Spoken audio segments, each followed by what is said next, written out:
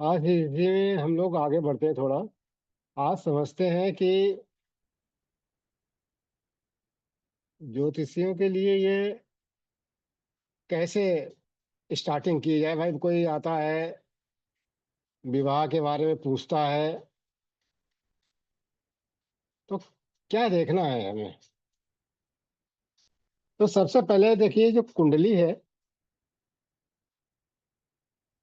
उसको देखते हैं। और कुंडली के क्या, सभी को पता है कि 12 भाव होते हैं, और इन्हीं 12 भावों में हमारे सभी 9 ग्रह, 12 राशियां और हमारे 27 नक्षत्र जो है वो स्थित होते हैं। कुंडली क्या है? जन्म के समय का आकाशीय नक्शा है। क्योंकि हमारी जो भी आकाश में स्थिति है, तो नक्षत्रों के सापेक्ष, नक्षत्रों के आसपास ही हमारे ग्रह, राशि, ये सब मूवमेंट करते रहते हैं। तो जन्म के समय कौन सा ग्रह, कौन सी राशि किस नक्षत्र में थी, किस नक्षत्र के पास में थी, है ना, कितनी दूरी पे थी, कितनी डिग्री पे थी, इस सबका जो है नक्शा जो है वो होता है जन्म कुंडली। कि उस समय, जन्म के समय आकाश में ग्रहों की, राशियों की क्या स्थिति थी, वही कुंडली है। तो इतना तो सभी जानते हैं। कुंडली में 12 भाव होते हैं,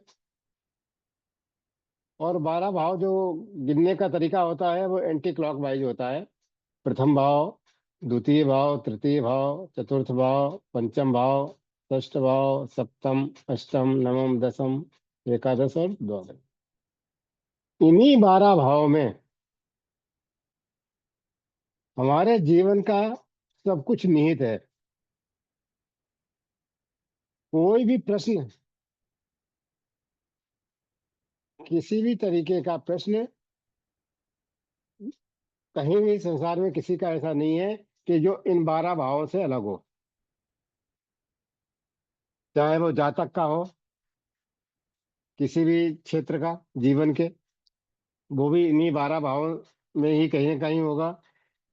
चाहे किसी देश की स्थिति हो, हम मुंडेन साइंस में जाएं, मुंडेन ज्योतिष में जाएं, जिसमें कि जलवायु, मौसम के बारे में सब भविष्यवाणियां की जाती हैं कि कब बरसात होगी, कब तेज हवाएं चलेंगी, कब तूफान आएगा, कब भूकंप आएगा, कब क्या होगा, और हमारे इस पूरी सृष्टि के ऊपर क्या प्रभाव पड़ेगा, किस देश में युद्ध होगा, क्या होगा, पूरा सब कुछ हमारा इन्हीं 12 भावों में निहित है।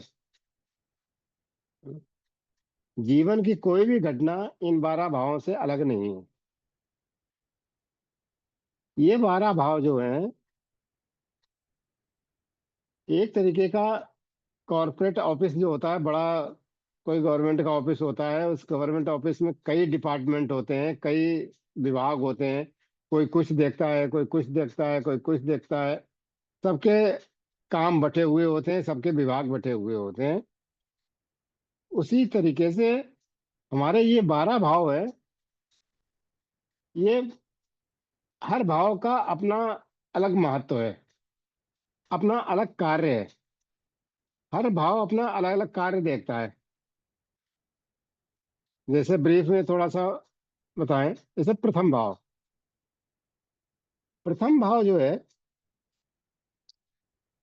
हमारा स्वयं का व्यक्तित्व है। स्वयं के बारे में, चाहे हमारा कैसा रंग होगा, कैसा रूप होगा, कैसा स्वास्थ्य होगा, है ना, हम बीमार रहेंगे कि स्वस्थ रहेंगे, क्या हमारा कद होगा, ये सब कुछ हमारे बारे में प्रथम भाव से ही पता चलता है। इसी तरीके से द्वितीय भाव, द्वितीय भाव से हम, यहाँ पे सबसे ज्यादा महत्वपूर्ण है हमारे लिए कुटुंब, विवाह के परिप्रेक्ष्य में जब हम बात कर रहे हैं, तो द्वितीय भाव से कुटुंब देखा जाता है। कुटुंब के अलावा, कुटुंब का मतलब पूरा परिवार, खाली पति पत्नी और बच्चे तक ही सीमित नहीं होता है ये पूरा परिवार, हमारा दादा दादी, नाना नानी, चाचा चाची, सब कुछ आ जाते हैं, पूरा कुटुंब आ जाता है इसमें। इसी भाव से हम क्या देखते हैं, धन, कि हमारी बचत कितनी होगी, धन जो होगा, हमारे पास कितना धन होगा, या सामने वाले जातक के पास में क्या, इस धन की क्या स्थिति रहेगी, कुछ बचेगा कि नहीं बचेगा। इसी से वाणी देखते हैं कि जातक की वाणी कैसी है, कि बोलने का तरीका क्या है उसका, कैसे बोलता है, कठोर वाणी बोलता है कि मृदुभाषी है ना। तो ये इसकी वाणी भी हम द्वितीय भाव से ही देखते हैं। द्वितीय भाव से ही उसकी खाने की पीने की आदतें, ये कैसा खाने वाला होगा, तीखा खाने वाला होगा कि नॉर्मल खाने वाला होगा, कि सात्विक भोजन करने वाला होगा कि तामसिक भोजन करने वाला होगा। तो द्वितीय भाव से हम ये सब कुछ जानते हैं। द्वितीय भाव से ही हम जो प्रारंभिक शिक्षा है उसका आकलन भी हम द्वितीय भाव से ही करते हैं।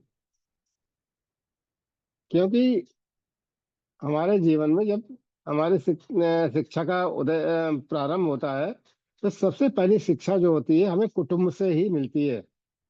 प्राथमिक शिक्षा जो होती है व्यक्ति को अपने कुटुंब से ही मिलती है, उसके संस्कार, उसके रीति रिवाज, उसका व्यवहार, उसका स्वभाव, है?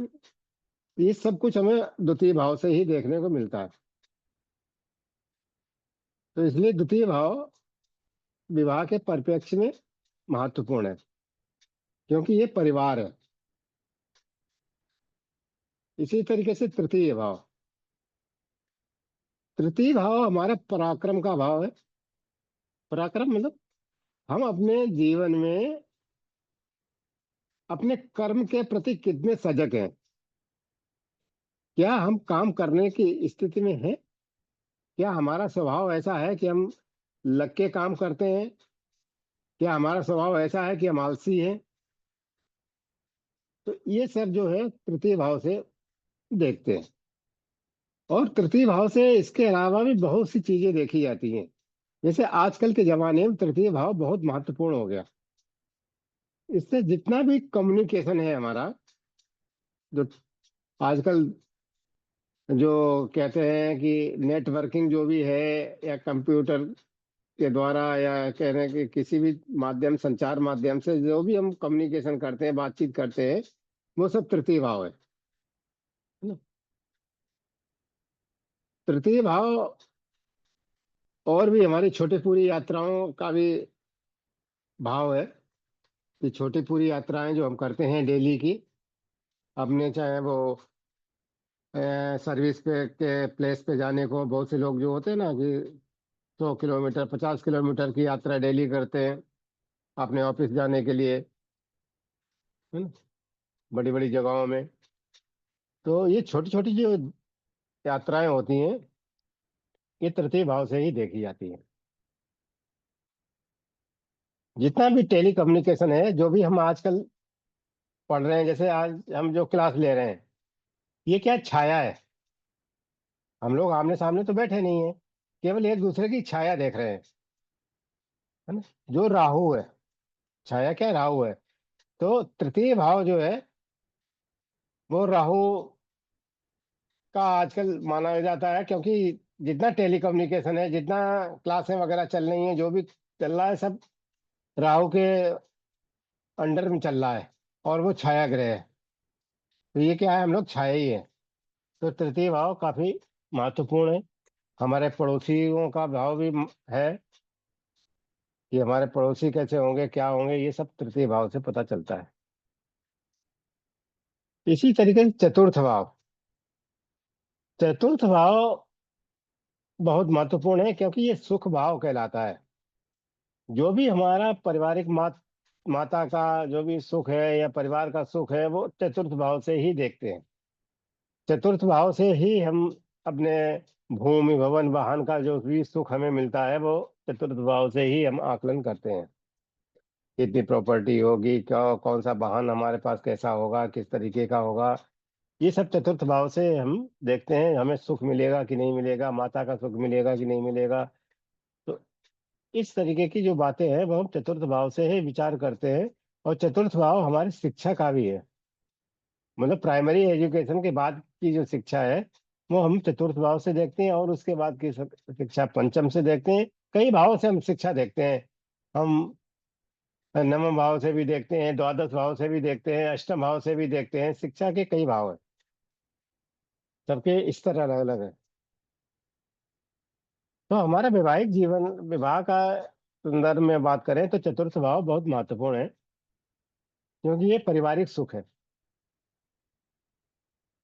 तो हमें देखना होता है कि भाई पारिवारिक सुख रहेगा उसको कि नहीं रहेगा, क्या माता से कैसे संबंध होंगे, क्या भूमि भवन वाहन होगा कि नहीं होगा, इस सबका विचार हम करते हैं।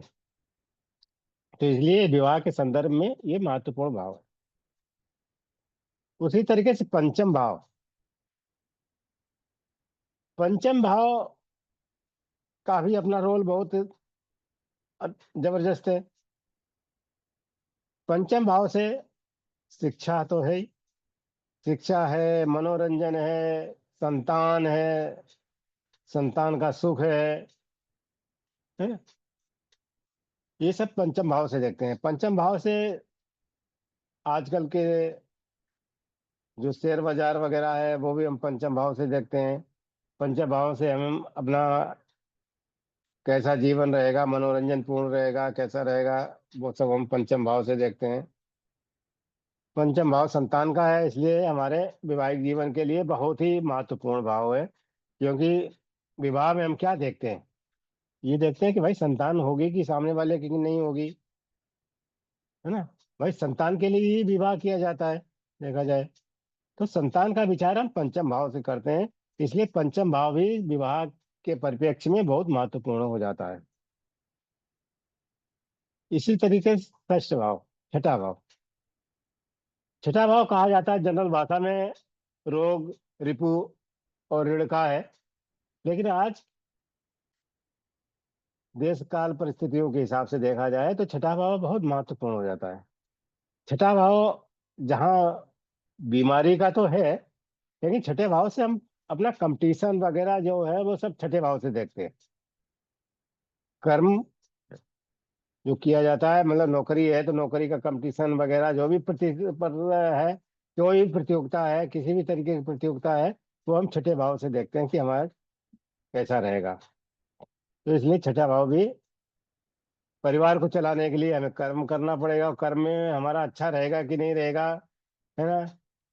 नौकरी हमें मिलेगी कि मिलेगी, जो कंपटीशन हम देने जा रहे हैं वो कंपटीशन में सक्सेस मिलेगी कि नहीं मिलेगी, किसी प्रतियोगिता में सक्सेस मिलेगी कि नहीं मिलेगी, वो हम छठे भाव से देखते हैं। इसलिए छठा भाव भी महत्वपूर्ण है। फिर आता है हमारा सप्तम भाव। विवाह के लिए तो सप्तम भाव मुख्य भाव माना जाता है। इस सप्तम भाव से ही हम सब कुछ देखते हैं विवाह के संबंध में। सप्तम भाव से देखेंगे कि शादी होगी कि नहीं होगी, होगी तो विलंब से होगी क्या, कि जल्दी शादी होगी, है कि हमारा पार्टनर कैसा होगा, है ना, उसका रंग रूप क्या होगा, उसका स्वभाव क्या होगा, हमारी जिंदगी कैसे कटेगी। है, और इसके अलावा भी जो भी भागीदारी है, व्यापार में भी अगर हम कोई पार्टनरशिप करते हैं तो वो भी सप्तम भाव से देखते हैं। तो ये एक्चुअली में पार्टनरशिप का भाव है। पा- चाहे वो जीवन साथी हो, चाहे हमारे व्यापार का साथी हो। तो सप्तम भाव ये समझ लीजिए विवाह के लिए एक बहुत महत्वपूर्ण या मुख्य भाव जो है वो सप्तम भाव ही है। ऐसे और तो सब उसके उसको कोऑर्डिनेट करते हैं, लेकिन मेन भाव जो है वो सप्तम भाव ही माना जाता है विवाह के लिए। अभी हम लोग पढ़ेंगे कैसे कैसे कैसे। उसके बाद में आता है अष्टम। अष्टम भाव जो होता है वो क्या है, जो हिडन चीजें होती हैं, गुप्त चीजें होती हैं, उनको दर्शाता है। चाहे वो हमारी जो कोई लंबी बीमारी ऐसी हो, चाहे हमें कोई छुपा हुआ धन मिल जाए, चाहे अचानक कोई ऐसी चीज मिल जाए जिसकी हमने आशा ना की थी, है ना। और हमारी आयु का भाव है, हमारी आयु मध्यम होगी, है ना, कि अल्प आयु होगी, कि दीर्घ आयु होगी, सामने आए। तो इसका सबका विचार जो है हम अष्टभाव से करते हैं। तो विवाह के लिए ये बहुत महत्वपूर्ण है भाई। कोई कुंडली आती है तो उसमें सब हम देखते हैं कि भाई उसकी आयु क्या कह रही है, अल्प आयु है कि मध्यम आयु है कि दीर्घ आयु है। किसी की मान लीजिए कोई दुर्घटना की योग बन रहे हैं या अल्प आयु के योग बन रहे हैं, तो उसको विवाह के लिए हम कहते हैं कि साहब कुंडली तो मिल गई है, बहुत अच्छी मिल गई है। अष्टक वर्ग में वो क्या ना आपके इसमें 36 गुणों में से आपके मान लीजिए मिल गए, 26 मिल गए, 28 मिल गए, हम बड़े खुश हो रहे हैं कि अरे साहब बहुत अच्छे गुण मिल रहे हैं। और लेकिन आयु का पता जो है कुंडली मिलान से नहीं हो पाता है। उस समय आपको व्यक्तिगत कुंडली देखनी है, भाई सामने वाला ऐसा तो नहीं कहीं अल्पायु हो उसकी, या कोई उसकी दुर्घटना में मृत्यु होने की संभावना है। तो उसका भी विचार हम लोगों को करना पड़ेगा और सामने वाले को बताना पड़ेगा कि भाई इस तरीके की बात है। फिर आता है नवम भाव। नवम भाव हमारे भाग्य का भाव है, हमारे धर्म का भाव है, हमारे पिता का भाव है? हमारी उच्च शिक्षा का भाव है। तो नवम भाव से हम देखेंगे कि हमारा भविष्य किस तरीके का है, हमारा भाग्य क्या है। सामने वाले की जिसकी भी जातक की कुंडली आई है तो उसका देखेंगे कि भाग्य भाव अच्छा है कि नहीं है। ऐसा तो नहीं है कि सब कुछ बहुत अच्छा है लेकिन भाग्य बहुत खराब है उसका, और आगे ऐसे योग बन रहे हैं कि उसको सब कुछ होते हुए कुछ नहीं मिलने की आसार है ना। तो ये भी भाव हमारे लिए महत्वपूर्ण है। लेकिन वैसे भी जैसा कि कल हमने बताया था आपको कि विवाह क्यों किया जाता है, कि एक ये धार्मिक प्रक्रिया है और आदमी को क्या है, अर्थ काम मोक्ष मोक्ष प्राप्त करने के लिए, धार्मिक क्रियाएं करने के लिए विवाह जरूरी है। अब देखिए, जो ज्योतिष जानते हैं उनको देखें कि नवम भाव जो है धर्म का भाव है, और नवम से जो सप्तम भाव है, नवम भाव से सप्तम भाव देखें तो एकादश भाव है। ये एकादश भाव है। अभी एकादश भाव की चर्चा करेंगे, लेकिन आ गया बात तो बता दो कि एकादश भाव क्या होती है। हमारी इच्छा पूर्ति का भाव होता है। हमारे भी किसी भी कर्म को बढ़ाने का भाव होता है, उससे लाभ प्राप्त करने का भाव होता है। तो नवम भाव क्या, धर्म का भाव है। सप्तम भाव क्या है, उसको बढ़ाने का काम करता है, क्योंकि नवम से सप्तम 11वां एकादश भाव है। तो ये बढ़ाता है, धर्म को बढ़ाता है। तो इसलिए शादी जो होती है तो वो धर्म को बढ़ाने के लिए आती है। इसलिए हमें सप्तम भाव और नवम भाव देखना पड़ता है कि किस तरीके का है, क्या हम धार्मिक क्रियाएं ढंग से निभा पाएंगे कि नहीं निभा पाएंगे। तो इसका भी विचार किया जाता है। तो नवम भाव हमारे लिए ये महत्वपूर्ण है। फिर आता है हमारा दसम भाव। दसम भाव हमारा कर्म भाव कहलाता है। दसम भाव हमारा कर्म भाव कहलाता है, कि हमारे कर्म कैसे होंगे, हमारे जीविका अर्जन का साधन क्या होगा, हम बिजनेस करेंगे कि हम नौकरी करेंगे, और वो भी जो होगी नौकरी होगी या बिजनेस होगा हमारी, उसकी क्वालिटी क्या होगी, है ना। ये सब चीजें जो है हम दसम भाव से देखते हैं। ये कर्म भाव कहलाता है। ये कुछ लोग पिता का भाव इसको मांगते हैं, पैतृक चीजों का भी भाव मानते हैं कि पिता का भाव, कुछ लोग नवम भाव को मानते हैं पिता का भाव, है ना? कुछ लोग इसलिए मानते हैं कि ये अगर चौथा भाव माता का भाव है तो उसके ठीक सामने वाला सप्तम भाव पिता का हो गया, है ना? लेकिन हमारे ऋषि पाराशर नवम भाव मानते हैं, लेकिन और जो लोग हैं साउथ वगैरह में वो दसम भाव पिता का मानते हैं। तो दसम भाव बहुत महत्वपूर्ण है विवाह के परिप्रेक्ष्य में, क्योंकि दसम भाव से पता चलता है कि आदमी करेगा क्या, क्या उसका आगे का कर्म जो है वो धन संपत्ति अर्जित कर पाएगा कि नहीं कर पाएगा, सत्कर्म करेगा कि बुरे कर्म करेगा, कैसा होगा उसका कर्म, ये दसम भाव डिसाइड करता है। तो दसम भाव देख करके हम वर हो या वधू हो उसके कर्मों के बारे में पता करते हैं, जो कि हमारे पूरे जीवन को चलाने के लिए महत्वपूर्ण है। इसलिए दसम भाव भी हमारे लिए बहुत ही महत्वपूर्ण है और इसके ऊपर भी विचार करना पड़ता है। फिर है एकादश भाव। एकादश भाव को लाभ भाव भी कहते हैं, और ये हमें बताता है कि हमारी जो आय होगी, जो हमें हमारी आमदनी है, उसका सोर्स क्या होगा। वो हमारी अच्छी आय होगी कि बुरी होगी, कि नंबर दो की होगी, कि नंबर एक की होगी, या धर्म से संबंधित होगी कि पाप कर्म से संबंधित होगी, और कहाँ कहाँ से पैसा आएगा, आएगा तो किस तरीके से आएगा, हमारी इच्छाएं पूर्ति होंगी जीवन में कि नहीं होंगी, चाहे वो शादी हो, चाहे वो हमारी पढ़ाई हो, चाहे कोई भी हो काम हो। आज की तारीख में ये भाव जो है कलयुग में सबसे महत्वपूर्ण है। बिना इच्छा के कोई भी काम नहीं होता है, बिना इच्छा पूर्ति के, और ये कह लीजिए बिना स्वार्थ के। आजकल जब तक आपको लाभ नहीं होगा जिस काम में, तो वो काम आप नहीं करेंगे। जहाँ आपकी इच्छाओं में लाभ दिखाई नहीं देगा, वो आप काम करेंगे ही नहीं, या उसमें रुचि नहीं लेंगे। वो किसी तरीके का हो, चाहे घर परिवार का काम हो, चाहे शादी का काम हो। शादी में भी आदमी देखता है कि हमारा भविष्य कैसा होगा, है ना, तभी शादी करता है। उसमें लाभ देखता है कि हमारी पत्नी सही होगी कि नहीं होगी, संतान सही उत्पन्न कर पाएगी कि नहीं उत्पन्न कर पाएगी, है?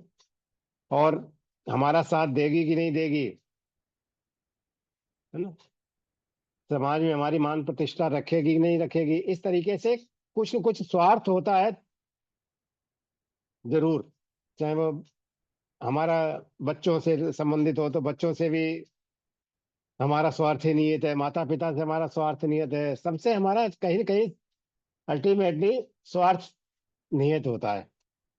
तो एकादश भाव जो है आज के कलयुग में बहुत महत्वपूर्ण है, कि बिना स्वार्थ के कोई भी काम होता ही नहीं है इस जगत में।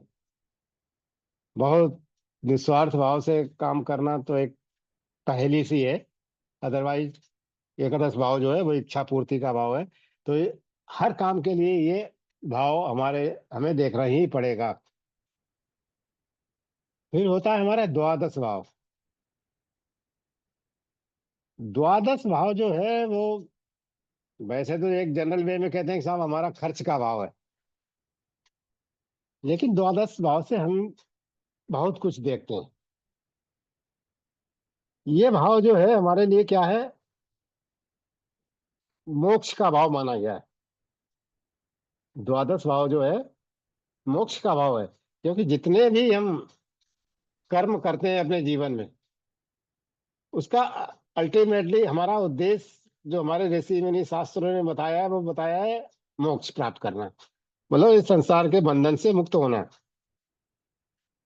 तो प्रथम भाव से लेकर के और एकादश भाव तक जो भी काम हम कर रहे हैं, है ना, अल्टीमेटली अपने लिए कर रहे हैं, अपने परिवार के लिए कर रहे हैं, है ना, अपने समाज के लिए कर रहे हैं।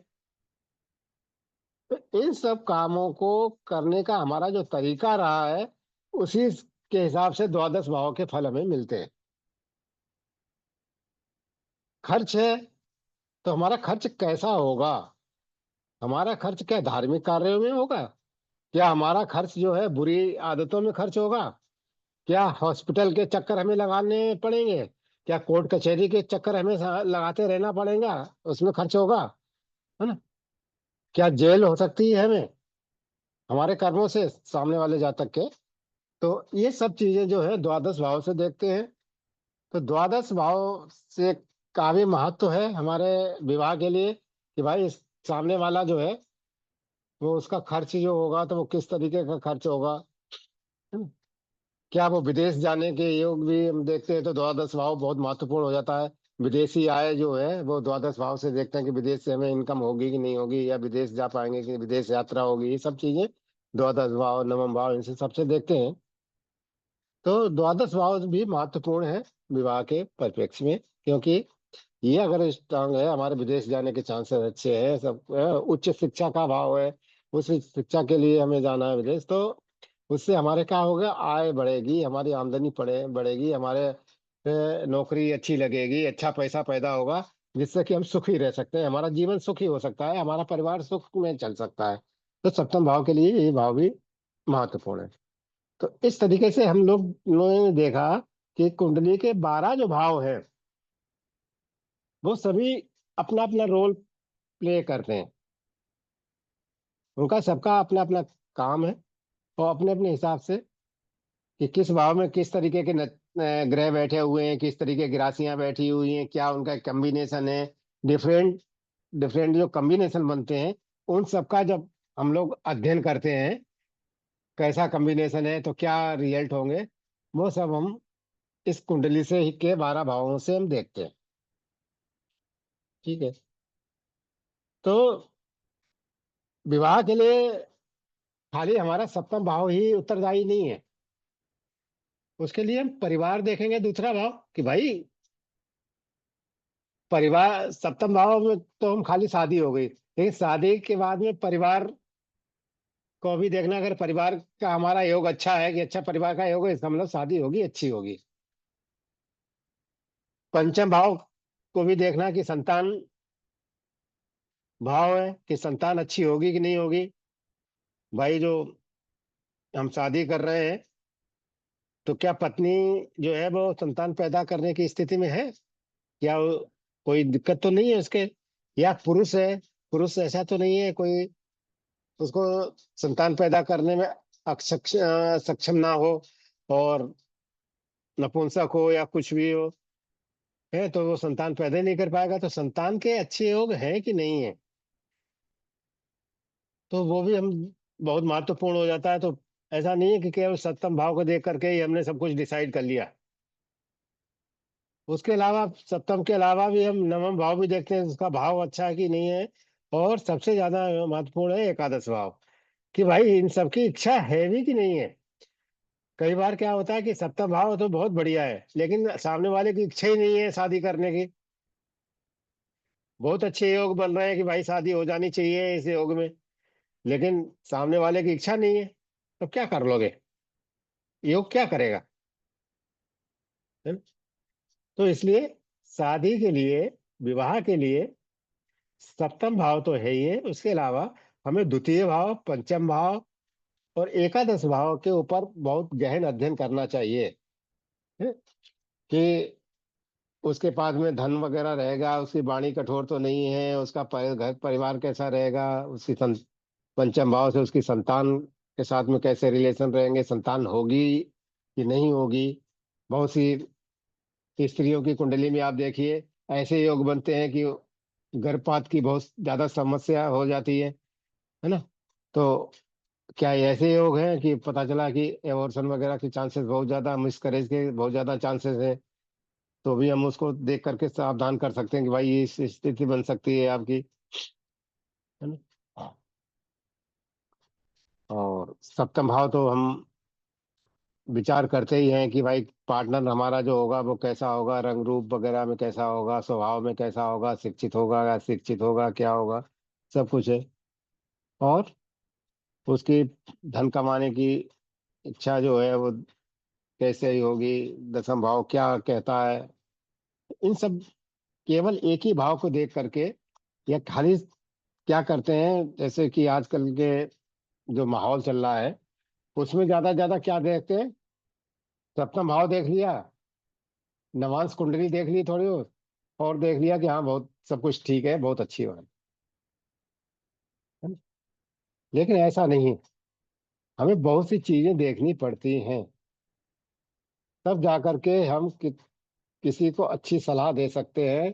भाई सामने वाला आया है आपके पास में कुंडली लेकर के, चाहे लड़की की लड़के की, भाई मिला, तो खाली हमारा काम ऐसा नहीं है कि अष्टकूट मिलान कर दिया और हमारी ये तीसरी हो गई। उसमें बहुत सी चीजें देखी जाती हैं। ये वैधव्य योग तो नहीं है, हैं? कहीं नपुंसक योग तो नहीं है ना? कहीं ऐसा तो नहीं संन्यास योग हो, या व्यभिचार योग हो, पता चला कि उसके लड़का लड़की के संबंध अपने बहुत सी जगह है, या उसकी आदतें खराब हैं। तो ये सब चीजें देख करके ही, कुंडली का विश्लेषण करके ही हमें किसी की भी शादी को बताना है कि भाई ठीक है कि नहीं है। कई बार ऐसा भी देखा गया है कि अष्टकोड मिलान किया और पता चला कि बहुत कम अंक मिल रहे हैं, पता चला कि 8-10 अंक मिल रहे हैं, जबकि कहा जाता है कि 18 से कम मिलते हैं तो कम माने जाते हैं, विवाह नहीं करना चाहिए। जब 18 से ऊपर हो तो विवाह अच्छा माना जाता है। लेकिन कई बार ये देखा जाता है कि बहुत कम अंक मिलने के बावजूद भी उनकी घर गृहस्थी बहुत अच्छी चल रही है ना? बहुत अच्छी घर गृहस्थी चल रही है। और कई बार ये भी देखा जाता है कि 28-30 गुण मिलने के बावजूद भी उनका गृह कलेश रहता है, अच्छा नहीं रहता है। तो केवल अष्टकोट मिलान देख करके ही हमें विवाह की हाँ और ना, या उसकी अपनी राय नहीं देनी चाहिए। हमें दोनों वर वधू की कुंडलियों को अच्छी तरीके से गहन अध्ययन करके ही आगे बढ़ना चाहिए। तो इसीलिए ये कोर्स हमने रखा है कि भाई खाली एक जनरल, जो काफी दिनों से एस्ट्रोलॉजी कर रहे हैं उनको तो सब पता है, अदरवाइज एक जनरल एक है कि भाई खाली पंडित जी के पास से लो, कुंडली मिलान करवाओ, देखो कुंडली मिलान हो रहा है कि नहीं हो रहा, कुंडली मिलान हो गया, ऐसा बहुत अच्छी बात है ना? या ज्यादातर हमारे जो कर रहे हैं पुरोहित वगैरह जो हैं, उनके पास में जब आते हैं तो उन्होंने बस खाली कुंडली देखी, सब देखा, सप्तम भाव देखा सब, और हाँ ना, जो भी करना है उनको कर देते हैं, है ना? तो भाई कुंडली देखना बहुत जरूरी है कि भाई सामने वाले के, देखिए तो क्या शादी के योग है भी कि नहीं है। हाँ, पता चला उसके योग ही नहीं है शादी का, और हम लगाए पड़े हुए हैं सभी सूत्र।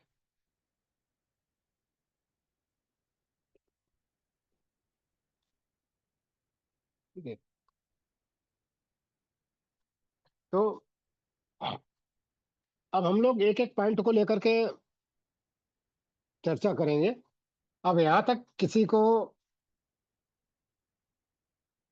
कोई डाउट हो, कुछ पूछना हो तो पूछ सकते हैं कि 12 द्वादश जितने भाव हैं उनका रोल हमारे विवाह में किस तरीके का है, कहीं कोई डाउट हो या कोई शंका समाधान करना है तो डिस्कस हम लोग कर लेते हैं 2 मिनट, और उसके बाद में फिर आगे चलते हैं। सर, नमस्ते सर। जी, नमस्ते।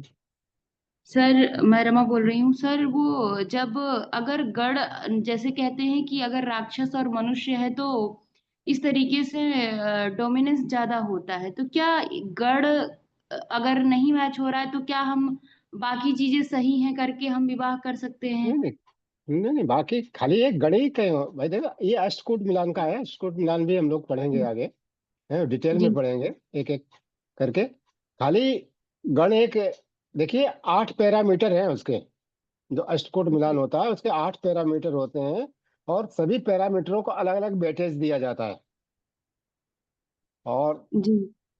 वो तब जाकर के 36 अंक बनते हैं। सब 8 पैरामीटर के, जो 8 पैरामीटर हैं उनके वेटेज मिला करके 36 बनते हैं। तो उसमें से आपको कितने मिले और क्या चीज मिल रही है ना?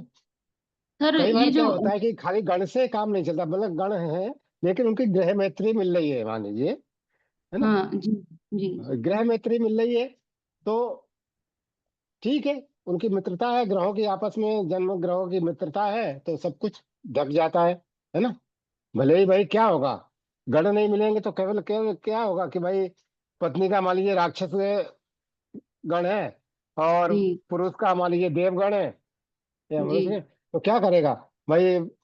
पति कहेगा चलो आज मंदिर होके आते हैं, हाँ हैं? जी। पत्नी कहेगी नहीं चलो आज वो फलानी मूवी देख के आते हैं, अच्छा, हैं? जी, जी। पति कहेगा कि भाई सुबह उठो जरा पूजा पाठ है, क्या वो पूजा पाठ करने में लग जाएगा, और वो 10 बजे तक सोएंगी,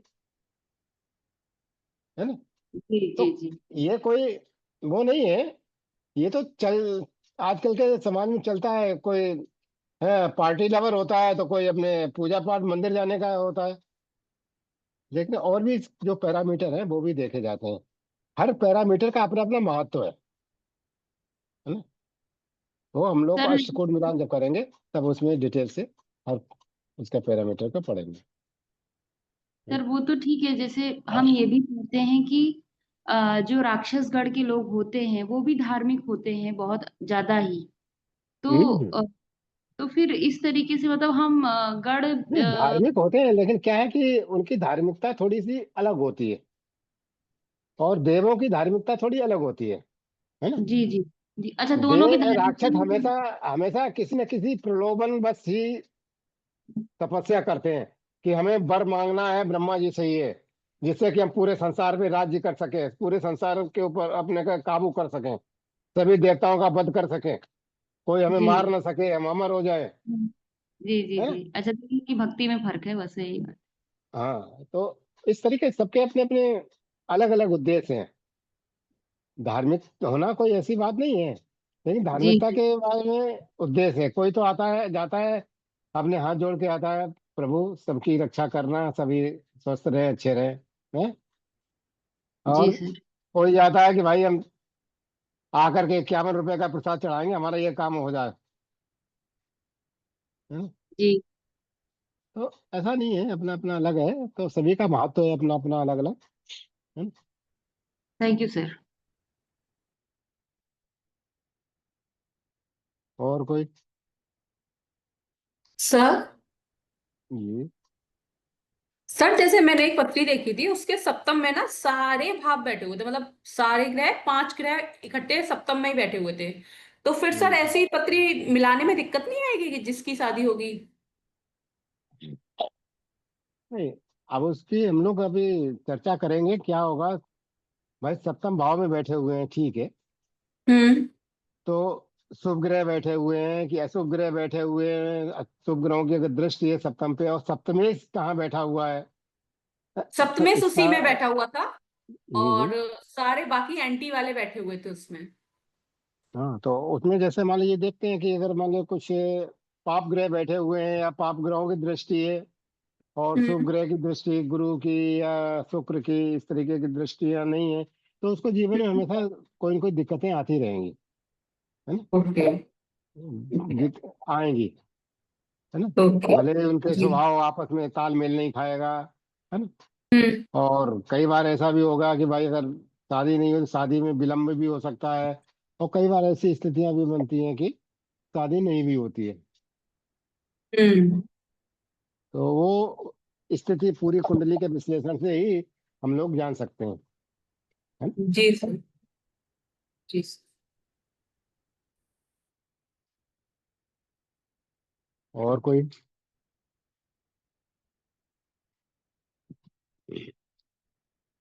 कोई भी किसी भी तरीके का डाउट अपने मन में ना रखें, जो है ठीक डाउट है। तो बहुत। जरूरी नहीं कि हमें आता हो वो, हमें हम्म। नहीं आता तो आप लोग भी आपस में काफी समझदार हैं, मतलब काफी पढ़े लिखे हैं ज्योतिष के विषय में, तो आप में से कोई न कोई बता देगा कि भाई ये ऐसा नहीं ऐसा है।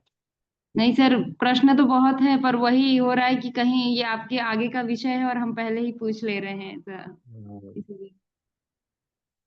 नहीं, कोशिश करिए कि अभी यहीं तक सीमित रहे, है ना? जो इतना पढ़ रहे हैं हम लोग, जी सर, वो क्योंकि हो सकता है कि लास्ट तक जाते जाते आपके सभी प्रश्नों के उत्तर मिलते जाए, है ना?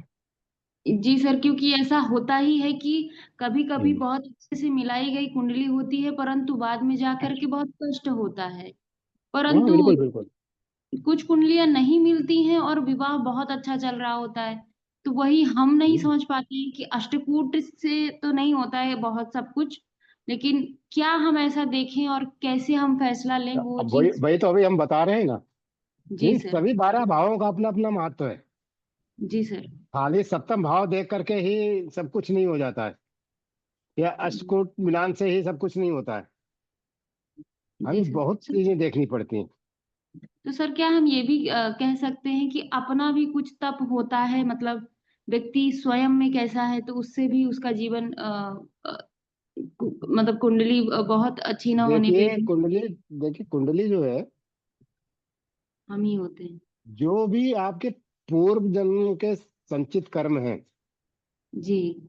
उसके हिसाब से ही आपको जन्म मिलता है। जी सर। जो भी आपके, जो हमारा कर्म सिद्धांत है ना, जी जी जिसमें सर। 3 तरीके के कर्म बताए गए हैं। जी।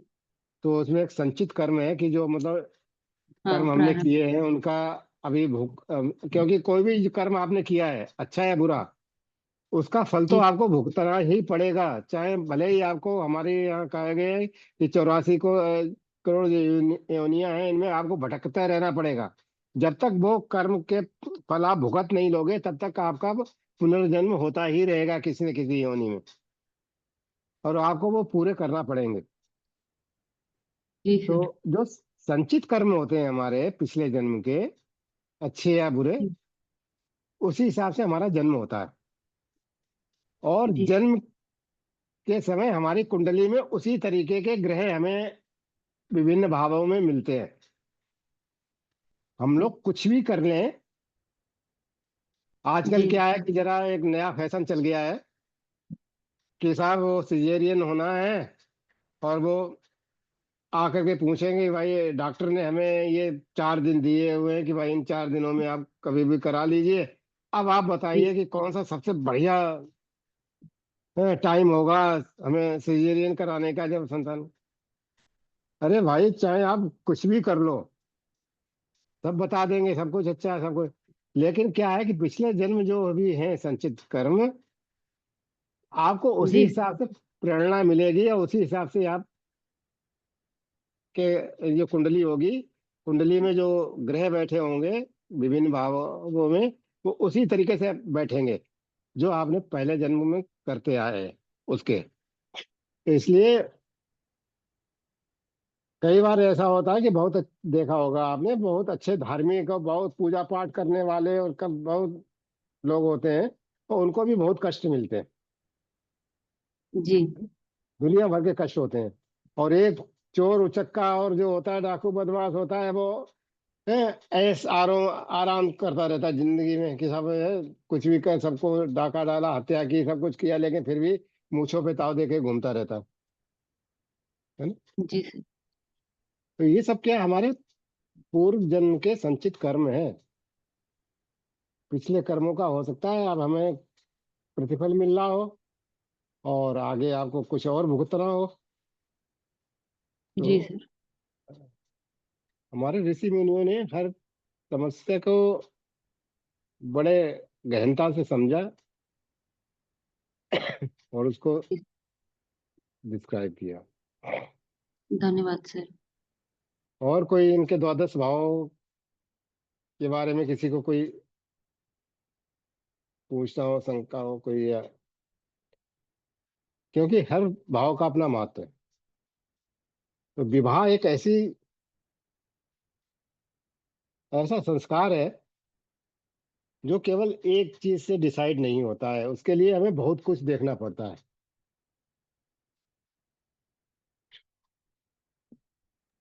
सर ठीक है जी।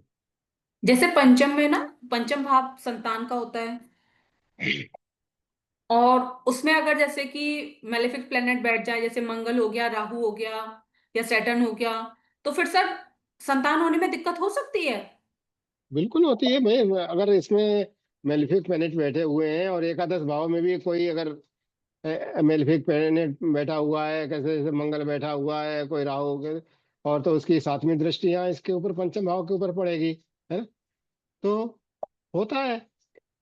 अगर शनि ओके। है, मंगल है, ये ग्रह बैठे हुए हैं या ये दृष्टि डाल रहे हैं पंचम भाव में, तो आप ऐसे हम्म। देखिए मिसकरेज, मतलब अगर ये खासतौर से लेडीज का आप देखिए ना, मिसकरेज वगैरह होने की बहुत संभावना होगी, है ना। ओके सर, किसी ने अभी नीचे पूछा था भक्कुट का क्या महत्व है, शायद उनका स्पीकर नहीं चल रहा होगा, मैं नाम नहीं पढ़ पाई हूँ।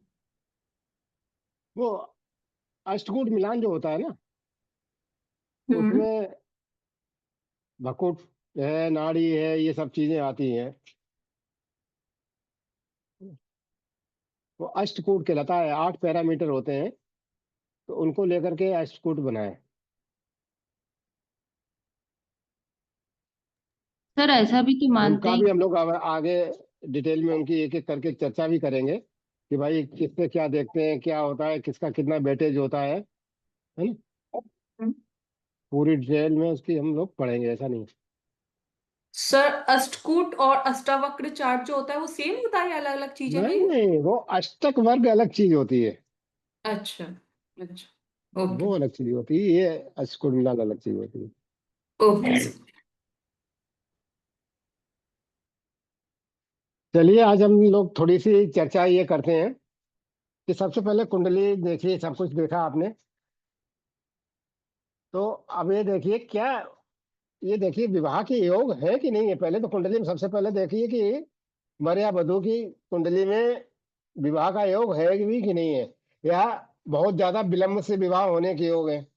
तो कैसे, थोड़ा सा मोटा मोटी आइडिया देते हैं, क्योंकि जो रेगुलर कोर्स होते हैं तो उसमें तो बहुत से योग होते हैं, कई उससे लेकर के देखते हैं, लेकिन फिर भी एक जनरल चीजें हैं, वो हम लोग देखते हैं। देखिए कोई भी भाव है, उस भाव का परिणाम जो है वो 3 चीजें डिसाइड करती हैं। एक तो भाव, एक भावेश। भावेश का मतलब सभी लोग समझते हैं, जी उस सर। भाव का मालिक। किसी भी भाव का अगर हमें भावेश करना है तो उस भाव में कौन सी राशि बैठी हुई लिखी हुई है, क्योंकि ये प्रथम भाव ये तो फिक्स रहते हैं, द्वितीय भाव तृतीय, लेकिन कुंडली जब देखोगे तो हर भाव में एक नंबर लिखा हुआ होता है ना। 4 5 या 6, जो भी कोई न कोई नंबर लिखा होता है। वो नंबर क्या होता है, राशि का नंबर होता है। जो हमारी राशियां होती हैं 12, उनका नंबर फिक्स है। जैसे मेष का एक नंबर फिक्स है, कहीं भी एक लिखा हुआ दिख जाए आपको, इसका मतलब मेष राशि है। 2 नंबर जहां लिखा हुआ दिखा वहां पे वृषभ राशि है। 3 नंबर जहां भी लिखा हुआ देखा, मिथुन राशि है। 4 नंबर लिखा हुआ देखा वहां पे कर्क राशि है ना। 5 नंबर लिखा हुआ कहीं देखा तो सिंह राशि है। 6 नंबर लिखा हुआ देखा, इसका मतलब कन्या राशि है। 7 नंबर लिखा हुआ देखा तो हमारी तुला राशि है। 8 नंबर आपने कहीं लिखा देखा तो वृश्चिक राशि है। 9 नंबर कहीं आपने देखा तो उसका धनु राशि है। 10 नंबर देखा तो मकर राशि है। 11 नंबर लिखा देखा है तो आपका कुंभ राशि है। और 12 नंबर लिखा हुआ देखा तो मीन राशि है। तो इन राशियों के ये नंबर असाइन है। कहीं भी कोई भी नंबर लिखा होता है इसका मतलब वो राशि है। 8 नंबर लिखा हुआ है इसका मतलब वहां वृश्चिक राशि है ना। तो इस तरीके से हम राशियों को देखते हैं।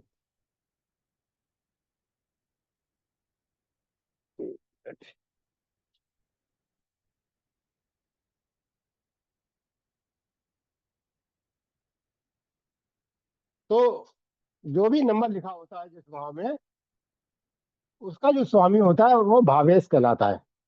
मान लीजिए ये प्रथम हाउस है, अगर मान लीजिए यहाँ पे 7 नंबर लिखा हुआ है, तो 7 नंबर का मतलब हो गया हमारा तुला राशि है।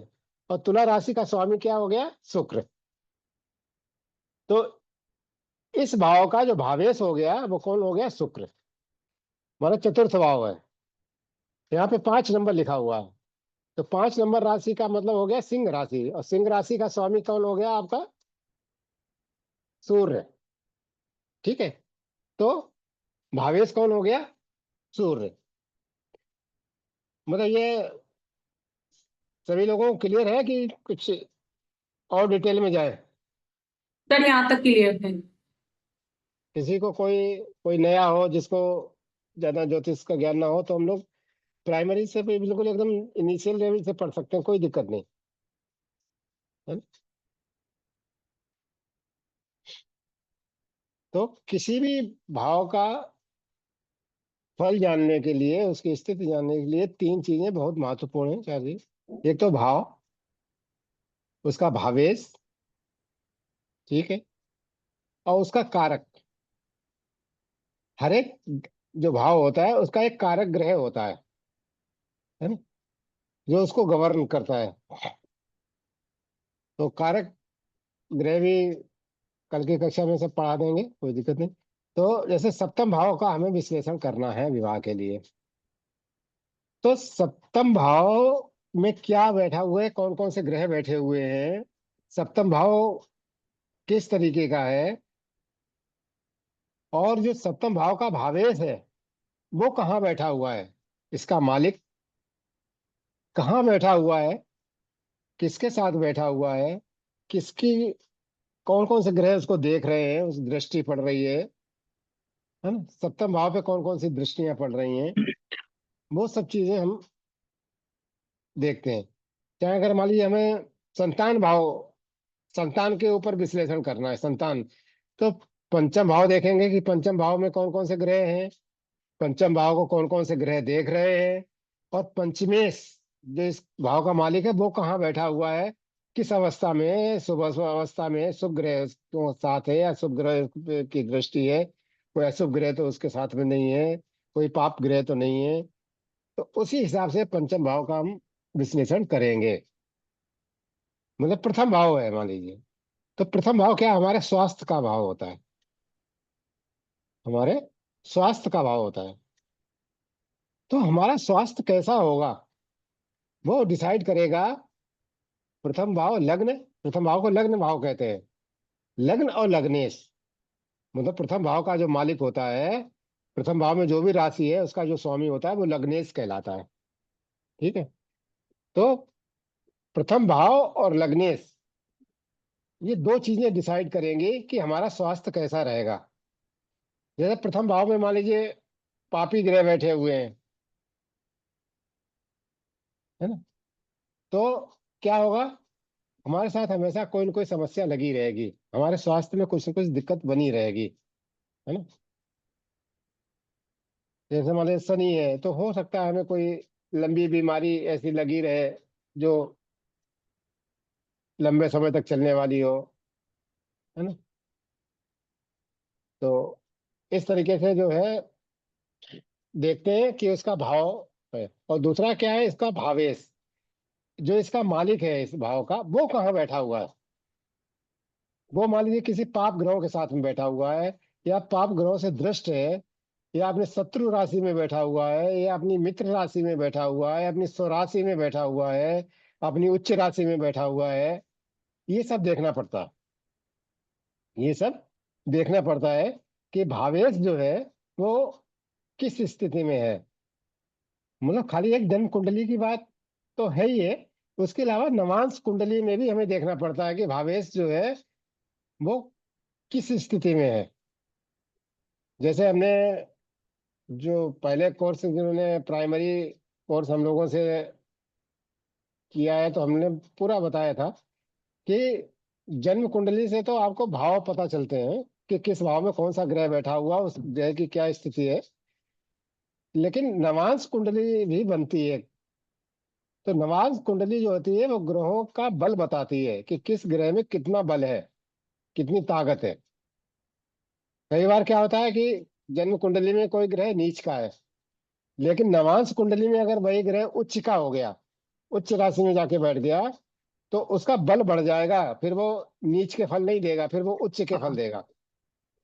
इसी तरीके से मान लीजिए कुंडली में, जन्म कुंडली में कोई उच्च का ग्रह है और नवांश में जाकर के क्या हो गया, वो नीच का हो गया, तो नीच के फल देगा हमें ज्यादा, उच्च के नहीं देगा। हम खुश हो ले भले कि अरे यार ये तो है, सूर्य जो है प्रथम भाव में बैठा हुआ है और यहाँ पे मेष राशि है, एक नंबर में तो सूर्य उच्च का होता है, या 7 नंबर में शुक्र 7 नंबर में मान लो शनि है वो भी उच्च का हो गया, 4 नंबर में मान लीजिए गुरु बैठा हुआ है 4 नंबर राशि में, तो हमने कहा सब उच्च का है। लेकिन अगर वही गुरु अगर मान लीजिए नवांश कुंडली में जाके 10 नंबर की राशि में बैठ गया, तो वो नीच का हो गया, तो वो नीच के फल देगा, उच्च के नहीं देगा। इसलिए नवांश कुंडली देखना भी जरूरी होता है साथ साथ में, कि भाई जो ग्रह हम देख रहे हैं उसका बल कितना है, वो किस स्थिति में है। तो सप्तम भाव देखेंगे ही, सप्तमेश देखेंगे कहाँ बैठा हुआ है। सप्तमेश की स्थिति जो है वो हम अपनी नवांश कुंडली में भी देखेंगे। और इसका जो कारक ग्रह है, सप्तम भाव का कारक ग्रह है कौन है? शुक्र। विवाह का, देखिए सप्तम भाव का कारक, सभी भावों के अलग अलग कारक होते हैं।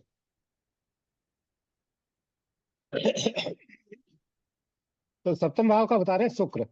तो शुक्र किस स्थिति में है? अगर शुक्र अच्छी स्थिति में नहीं है, उसको पाप ग्रह देख रहे हैं, पाप ग्रहों के साथ में है या अपनी शत्रु राशि में बैठा हुआ है, तब भी हमें विवाह में दिक्कत आएगी। तो सबसे पहला हमारा काम है कि हमें सप्तम भाव देखना है, सप्तमेश देखना है।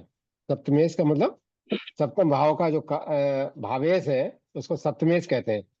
जैसे प्रथम भाव का जो होता है लग्नेश कहलाता है, द्वितीयेश कहलाता है, तृतीयेश कहलाता है, तृतीय भाव का चतुर्थेश कहलाता है ना, पंचमेश कहलाता है, षष्ठेश कहलाता है, सप्तमेश कहते हैं इसको। इस तरीके से जो जिस भाव का मालिक होता है वो उसी तरीके से बोला जाता है। अष्टमेश है, नवम भाव भाग्येश कहलाते हैं, भाग्य का होता है इसलिए भाग्येश कहता है। ये कर्मेश कहलाते हैं, दशमेश भी कहते हैं, एकादशेश भी कहते हैं।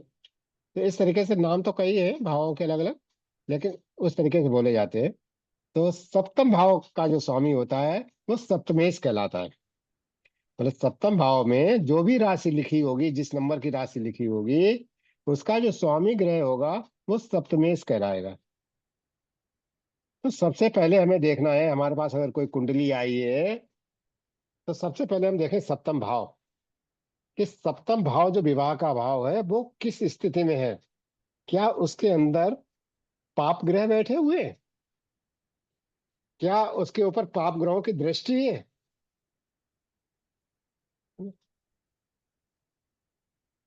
तो उससे कहते हैं। उसी तरीके से फिर हम देखेंगे सप्तमेश, जो सप्तम भाव का मालिक है वो कहाँ बैठा हुआ है। क्या वो अपनी शत्रु राशि में बैठा हुआ है? क्या वो अपनी मित्र राशि में बैठा हुआ है? क्या अपनी स्वराशि में बैठा हुआ है, अपनी ही राशि में बैठा हुआ है? क्या अपनी उच्च राशि में बैठा हुआ है? क्या उसके ऊपर पाप ग्रहों की दृष्टि पड़ रही है कि शुभ ग्रहों की दृष्टि पड़ रही है? तो उसका बल हमारे नवांश में भी किस तरीके का है, तब जाकर के हम डिसाइड करेंगे कि सप्तमेश की स्थिति क्या है। उसके बाद में कारक ग्रह, कारक ग्रह सप्तम भाव का कौन है? शुक्र। शुक्र की स्थिति भी देखेंगे कि शुक्र जो है अच्छी स्थिति में है क्या, शुक्र के ऊपर कोई मेलाफाई है ना, मेलेफिक प्रभाव तो नहीं है। शुभ ग्रह देख रहे हैं कि अशुभ ग्रह देख रहे हैं, कि अपना शत्रु राशि में बैठा हुआ है, अपनी मित्र राशि में बैठा हुआ, कि अपनी उच्च राशि में बैठा हुआ है। इन सबको देखने के बाद ही हम डिसाइड करेंगे कि सप्तम भाव के रिजल्ट या हमारे विभाग किस तरीके का होगा। ये बात समझ में आई? जी सर। जी सर। सर किसी भी भाव। सर ये सर जैसे कि शुक्र है, तो शुक्र के फ्रेंड तो सैटर्न भी है और राहु भी है। तो सर अगर वो उसके साथ बैठे होंगे तो फ्रेंड मानेंगे या एनिमी नहीं नहीं नहीं मानेंगे? नहीं नहीं नहीं, नहीं। शुक्र के वैसे, क्योंकि ये दानव ग्रह है, तो दानव ग्रह और दैत्य ग्रह बताया था ना, कि दैत्य ग्रह जो आपस में मित्र होते हैं और जो हम्म। देवगण होते हैं वो आपस में मित्र होते हैं। हाँ। लेकिन इन केसों में जो राहु और केतु जो है ना, हम्म। ये हमेशा क्या है कि डिस्ट्रक्टिव होते हैं। चाहे अपने वो मित्र के साथ भी बैठे हुए हैं तो भी अच्छा। कुछ न कुछ उठा पटक करेंगे वो। और सर शनि बैठ जाए शुक्र के साथ तो भी दिक्कत आए, क्योंकि देखिए कोई भी ग्रह कहीं भी बैठा हो, हम्म। अपना जो उसका मूल स्वभाव होता है, हम्म। जिस ग्रह का जो मूल स्वभाव होता है उसको हम्म। वो छोड़ता नहीं है। अच्छा। है ना? ठीक। हम्म। कहते हैं ना कि चोर चोरी से जाता है लेकिन हेरा फेरी से नहीं जाता। हम्म। तो वही है, सभी ग्रहों के अपने अपने कारकत्व होते हैं। है? ओके। जैसे सूर्य है, सूर्य मान लीजिए क्या है कि पिता है, क्रूड। तो हाँ। हमारे प्रशासनिक सेवाओं का कारक भी है ना। हमारे हम्म। एडमिनिस्ट्रेशन जो भी है सब कुछ उसका कारक भी है, हमारे सिर का कारक भी है, हमारे मस्तिष्क का भी कारक है, बहुत सी चीजें का कारक है, हमारी नौकरी का कारक है, हमारे मान सम्मान प्रतिष्ठा का कारक है। हम्म। तो इसी तरीके से जो कारक ग्रह है, जिस जो भी जिसके गुण धर्म है, हम्म। वो क्या होता है कि थोड़े से दब जाते हैं, लेकिन ऐसा नहीं है कि वो बिल्कुल छोड़ दे उसको, ओके। है ना। ओके। तो सर सूर्य की दृष्टि भी अच्छी नहीं मानी जाती है ना, मतलब वो भी क्रूर ग्रह है। तो अगर सप्तम पे सूर्य की दृष्टि पड़ जाएगी तो वो भी ज्यादा अच्छा नहीं रहेगा। हाँ, सूर्य की दृष्टि जो होती है वो भी हम्म। क्रूर ग्रह ही माना जाता है, लेकिन क्या है कि पिता की जो होती है भावना जो होती है वो हमेशा पवित्र होती है, वो कष्ट देता हम्म। है। राइट। पॉइंट। सूर्य जो है वो पिता है। पिता हम्म। क्या है अपने संतान को मारता है, हम्म। लेकिन मारता किस लिए? क्योंकि अच्छाई के लिए। अगर उसने कोई गलती की हम्म। है तो इसलिए मारता है कि वो सुधर जाए, है हम्म। ना? तो सूर्य जो है एक तरीके के सभी ग्रहों का राजा है, और उसको हम्म। पिता का दर्जा दिया गया है। तो सूर्य की दृष्टि जो होती है वो क्रूर होती है, क्रूर क्या, पिता हमेशा क्रूर होता है, लेकिन माता सॉफ्ट हो सकती है कि भाई बचा लेती है, रहने दो, ये करने दो, कोई बात नहीं, है ना। लेकिन पिता क्या होता है?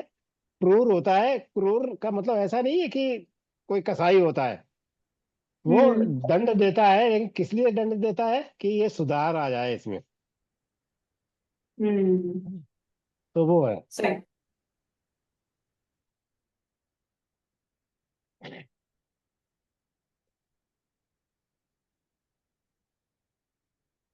तो सबसे पहले हम देखेंगे कि हम सप्तमेश को, है ना, किस हमारे कुंडली में क्या होता है कि हमने बताया कि छठा भाव, आठवां भाव और 12वां भाव ये अच्छे भाव नहीं माने जाते हैं। ये भाव जो होते हैं अच्छे नहीं माने जाते हैं, क्योंकि ये रोग का भाव होता है, ऋण का भाव होता है। अष्टम क्या भाव होता है? मृत्यु का भाव होता है, लंबी बीमारी का भाव होता है ना। द्वादश भाव क्या होता है? खर्च का भाव होता है। तो इसलिए इन तीन त्रिक भाव कहलाते हैं ये। तो त्रिक भाव ये अच्छे नहीं माने जाते हैं, इसमें कोई भी ग्रह बैठता है तो वो अच्छे रिजल्ट नहीं दे पाता है, या इन भावों का स्वामी कहीं भी जाके बैठेगा तो वहां भी जाके गड़बड़ करता है। ठीक है। तो सबसे पहले देखेंगे, यदि सप्तमेश हमारा छठे भाव में, आठवें भाव में या द्वादश भाव में बैठा हुआ है ना, तो वो अच्छा नहीं माना जाएगा। और सप्तमेश अगर कहीं इन भाव में बैठा हुआ है और नीच का है या अस्त है, अस्त का मतलब सूर्य से जब कोई ग्रह काफी नजदीक पहुंच जाता है तो वो अपनी गुण खो देता है। पढ़ाया होता सभी लोगों को ध्यान होगा अस्त का, कि कोई भी ग्रह जब सूर्य के नजदीक बैठता है तो अपनी जो प्रभाव है वो प्रभावहीन हो जाता है, क्योंकि सूर्य बहुत गर्म है। और जब उसके पास में जब कोई ग्रह बैठ जाता है तो प्रकाशहीन हो जाता है, और अपने जो काम है वो करना छोड़ देता है, क्योंकि वो प्रभावहीन हो जाता है। तो अगर सप्तमेश जो है वो अस्त है, अस्त अवस्था में है, मतलब सूर्य के नजदीक है या नीच राशि में बैठा हुआ है, तो ऐसे में भी विवाह में दिक्कत होगी। यदि सप्तमेश हमारा 6 8 12 में बैठा हुआ है कहीं, है ना, तो ये समझिए त्रिक भावों में है, तो भी विवाह में दिक्कत होगी। और साथ में कहीं अस्त और नीच हो गया तो ऐसे लोगों का कई बार विवाह होता भी नहीं है।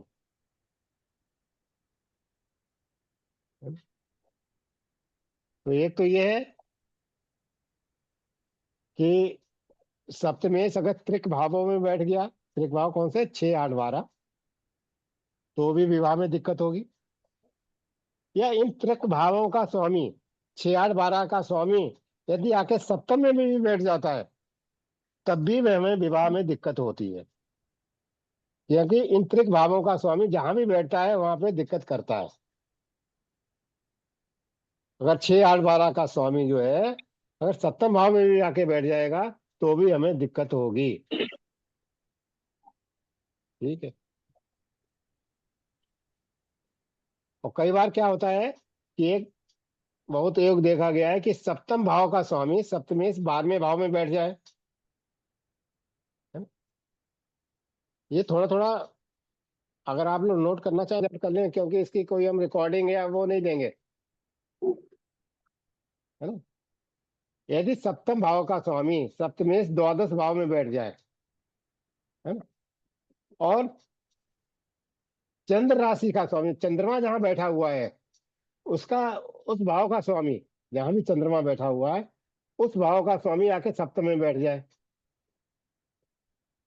कहने का मतलब है, चंद्र राशि का स्वामी जो है सप्तम में आके बैठ जाए और सप्तम भाव का जो सप्तमेश है वो द्वादश भाव में जाके बैठ जाता है, तो ऐसी स्थिति में भी विवाह होने के चांसेस बहुत रिमोट हो जाते हैं। तो ये देखना है। ठीक है। फिर एक आप कुंडलियों पे लगाइए फार्मूले। शुक्र और चंद्र कहीं इकट्ठे बैठे हों, उनकी युति हो कुंडली के किसी भी भाव में, चंद्रमा की और शुक्र की युति हो, युति का मतलब साथ साथ बैठे हों, और उनके ऊपर कहीं से भी शनि या मंगल की दृष्टि पड़ जाए। दृष्टियां सबको पता है कि बताएं? सर पता है सर, मंगल की दृष्टि, शनि की और गुरु की, इनको 3 दृष्टियां मिली हुई हैं और बाकी सबको एक एक मिली हुई है। नहीं मतलब कोई ऐसा है यहाँ पे कि जो जिसको ना पता हो? भाई जो 11 12 लोग हैं, 12 13 लोग, किसी को कोई डाउट हो तो पूछे, अभी हम क्लियर करते चले, कोई दिक्कत नहीं। पता है सर दृष्टि तो। हाँ।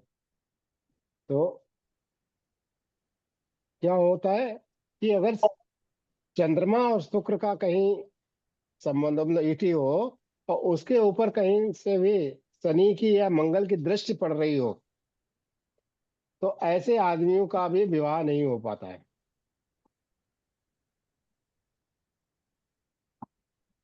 क्या है सूत्र? कि शुक्र और चंद्रमा की युति हो किसी भी भाव में और उसके ऊपर कहीं शनि और मंगल की दृष्टि हो तो विवाह में बहुत मुश्किल होती है। सर जी। शुक्र हो, चंद्र हो और शनि भी बैठा हो साथ में, तो फिर सर? दिक्कत होगी। अच्छा, फिर भी दिक्कत ही होगी। दिक्कत होगी। ओके।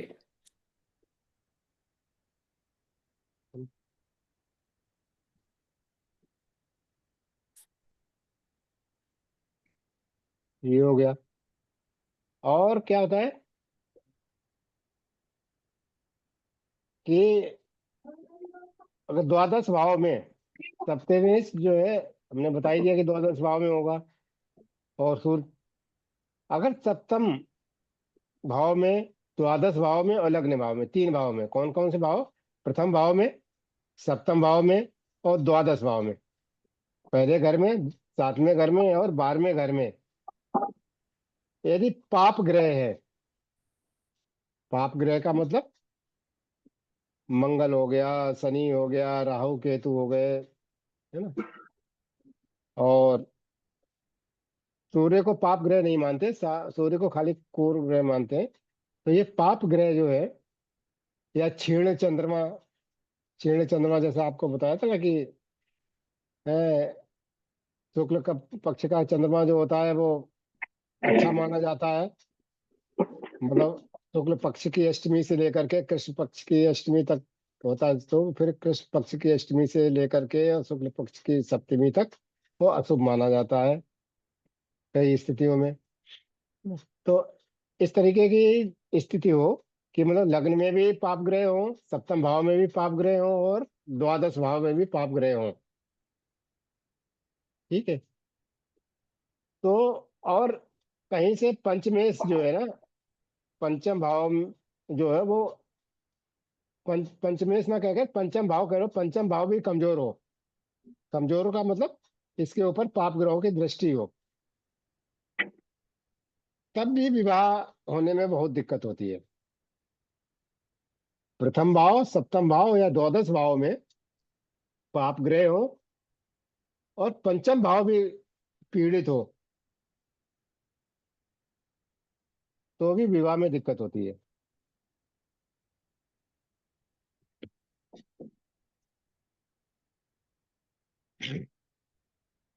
योग तो हजारों हैं, पढ़ाएंगे जब हम लोग डिटेल में तो पढ़ेंगे तो बहुत से पढ़ेंगे, लेकिन एक मोटा मोटी हमने आपको बताया कि विवाह ना होने के योग या विलंब से भी होने के योग। और फिर अभी हम लोग पढ़ेंगे कि स्त्री सुख मिलेगा कि नहीं मिलेगा। विवाह हो जाता है लेकिन लोगों को स्त्री सुख नहीं मिलता है ना। जैसे शुक्र और मंगल जो है वो कहीं भी इकट्ठे पंचम भाव, सप्तम भाव और नवम भाव में अगर हो जाए किसी भी कुंडली में, शुक्र और मंगल जो है ना पंचम भाव में हो, सप्तम भाव में हो और नवम भाव में हो, इनकी युति अगर है शुक्र की और मंगल की, इन तीनों भाव में किसी भी भाव में, तो भी उसको स्त्री सुख नहीं मिलता है। भले ही विवाह हो जाए, विवाह हो जाता है लेकिन स्त्री सुख नहीं मिल पाता।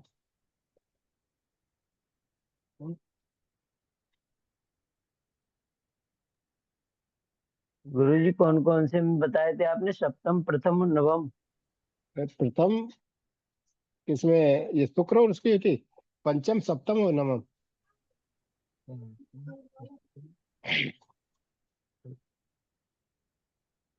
तो इस तरीके से योग को देखना चाहिए कि क्या विवाह के योग है कि नहीं है।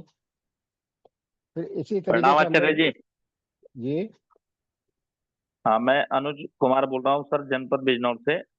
जी जी जी बताएं। हाँ सर, यदि तृतीय भाव में मंगल और शुक्र की युति हो, मतलब मंगल और शुक्र एक साथ बैठे हो हाँ, तृतीय कोई बात भाव नहीं। में, तो उससे कुछ प्रभाव पड़ेगा कि नहीं पड़ेगा? देखिए शुक्र और मंगल की युति तो किसी भी भाव में हो, इसको बहुत एनर्जेटिक तरीके का माना जाता है कि ऐसा आदमी अच्छा। जो होता है अपनी चलाने वाला होता है, और प्रेम विवाह के चांसेस, मतलब अपनी पसंद का विवाह करने के ज्यादा चांसेस इसके होते हैं, है ना। और ये जो होती है बहुत, क्योंकि शुक्र क्या है, स्त्री है, मंगल क्या है, ऊर्जा है, तो ऐसे आदमी बहुत ज्यादा एनर्जेटिक होते हैं, है ना। तो जी। कई बार उनका जीवन बहुत अच्छा चलता है और कई बार क्या होता है बिगड़ भी जाता है, क्योंकि पुरुष अगर मान लीजिए हावी हो गया तो थोड़ा सा दिक्कत आती है। तो शुक्र और जो मंगल की युति जो है वो हमारे शास्त्रों में यही कहा गया है कि ये बहुत एनर्जेटिक युति होती है, और इसमें कई बार क्या होता है अनैतिक संबंध के चांसेस बहुत हो जाते हैं। शुक्र और, क्योंकि शुक्र जो है वो स्त्री है, ऐसा नहीं कि विवाह वाली स्त्री हो, स्त्री कोई भी हो। और मंगल क्या होता है, जी। एनर्जी है, ऊर्जा है। तो ऐसे आदमी के कई बार क्या अनैतिक संबंध भी देखने को मिलते हैं। तो इसलिए ये युति जो होती है वो कॉमन नहीं होती, बहुत वैसी मानी जाती है, कहीं भी हो किसी भी भाव में हो, क्योंकि उनका स्वभाव ऐसा है ग्रहों का, दोनों का, है ना। सर, और मैं इसलिए पूछा था, एक मेरा मित्र है तो हम्म, उसका जो लग्न है वो तो धनु का है, और तृतीय भाव में मंगल और शुक्र बैठे हुए हैं। हाँ हाँ, शुक्र में बताया मंगल और तो, शुक्र किसी भी भाव में बैठे हो, तो उसका है ना। विवाह नहीं हुआ सर, अभी 35 वर्ष की आयु हो गई।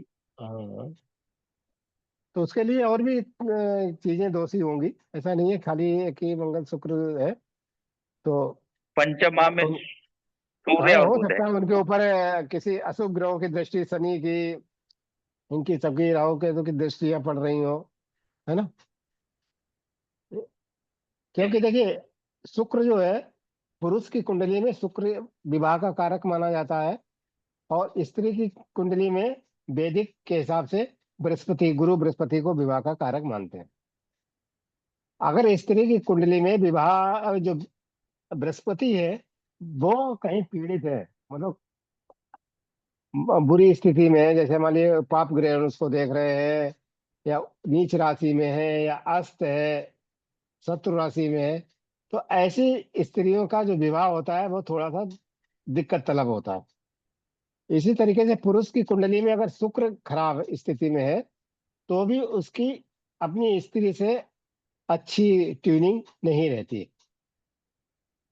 और तो यही है, मंगल शुक्र का जो है वो इसीलिए अच्छा नहीं माना जाता है कि मंगल में एनर्जी बहुत होती है, और स्त्री जब साथ में रहती है तो कई बार क्या होता है, अनैतिक संबंध होने के भी चांसेस होते हैं।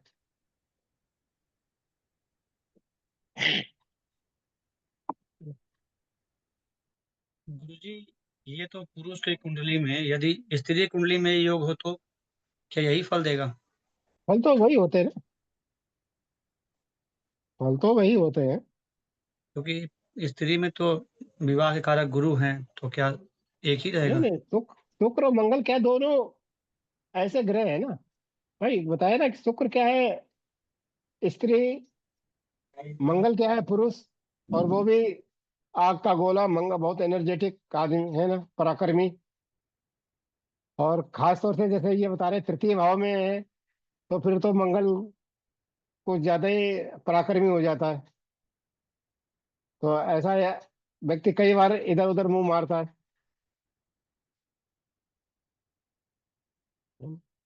जी।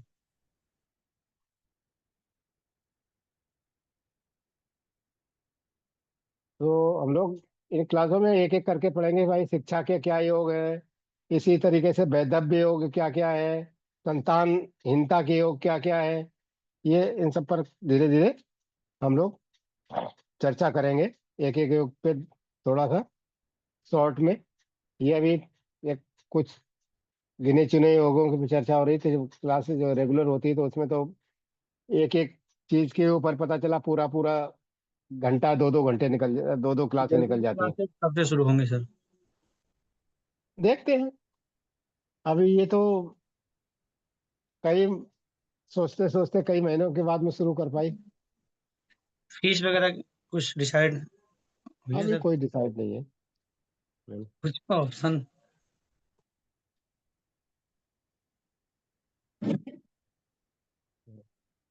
जी। चलिए, आज की क्लास को फिर यहीं समाप्त किया जाए, है ना? ठीक है, चलिए। रोजाना ओके। अब जी महोदय। इन्हीं योगों पे चर्चा हम लोग करेंगे, कैसे कैसे क्या है?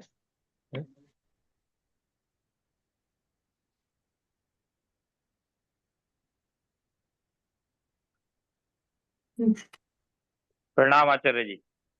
जय जी प्रणाम प्रणाम। प्रणाम प्रणाम सर। प्रणाम प्रणाम प्रणाम। समझ में आ रहा है कि नहीं आ रहा है सभी को? जी बहुत बहुत बहुत नहीं नहीं जी आचार्य जी, समझ में आ रहा है। हम्म। समझ में आ रहा है आचार्य जी। बहुत अच्छे से, बहुत अच्छे से। समझ में आ रहा है। नहीं, कोशिश तो यही रहती है कि थोड़ा सा सब लोग ठीक से समझ लें, और तो जल्दबाजी नहीं रहती है। ठीक है, शुभ रात्रि। शुभ शुभ रात्रि सर। रात्रि।